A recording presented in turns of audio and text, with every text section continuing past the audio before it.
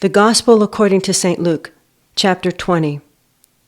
One day, as he was teaching the people in the temple and telling the good news, the chief priests and the scribes came with the elders and said to him, "Tell us, by what authority are you doing these things? Who is it who gave you this authority?" He answered them, "I will also ask you a question, and you tell me. Did the baptism of John come from heaven, or was it of human origin?" They discussed it with one another, saying, "If we say from heaven, he will say, 'Why did you not believe him?'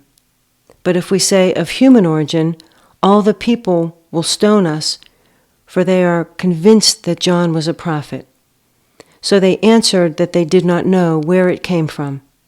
Then Jesus said to them, "Neither will I tell you by what authority I am doing these things." He began to tell the people this parable. A man planted a vineyard and leased it to his tenants and went to another country for a long time.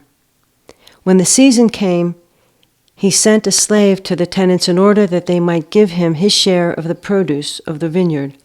But the tenants beat him and sent him away empty-handed. Next he sent another slave. That one also they beat and insulted and sent away empty-handed. And he sent yet a third. This one also they wounded and threw out. Then the owner of the vineyard said, "What shall I do? I will send my beloved son. Perhaps they will respect him." But when the tenants saw him, they discussed it among themselves and said, "This is the heir. Let us kill him so that the inheritance may be ours." So they threw him out of the vineyard and killed him. What then will the owner of the vineyard do to them? He will come and destroy those tenants and give the vineyard to others. When they heard this, they said, "Heaven forbid." But he looked at them and said, "What then does this text mean? The stone that the builders rejected has become the cornerstone.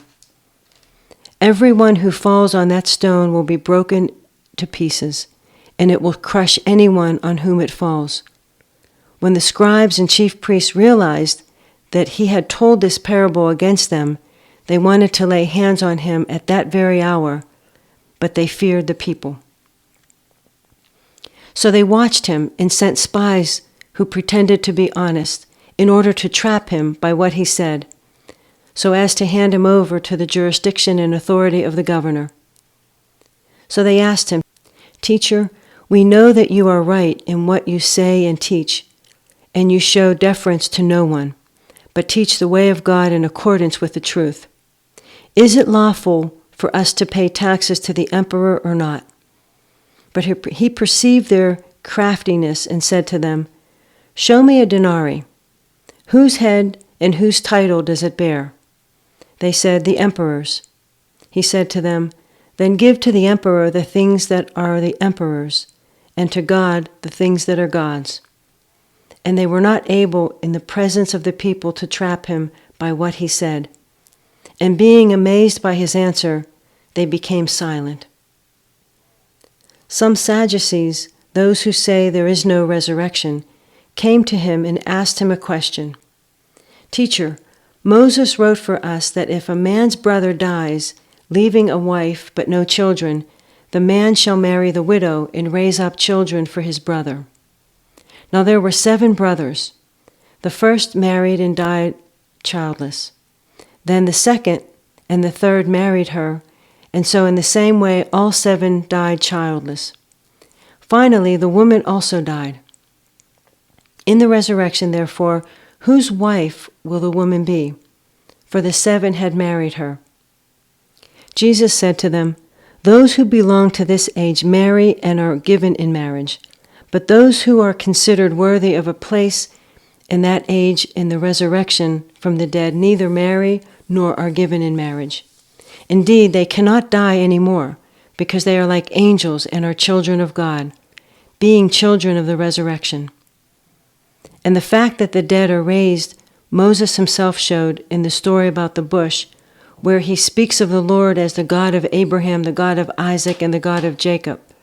Now he is God not of the dead, but of the living, for to him all of them are alive. Then some of the scribes answered, "Teacher, you have spoken well," for they no longer dared to ask him another question. Then he said to them, "How can they say that the Messiah is David's son?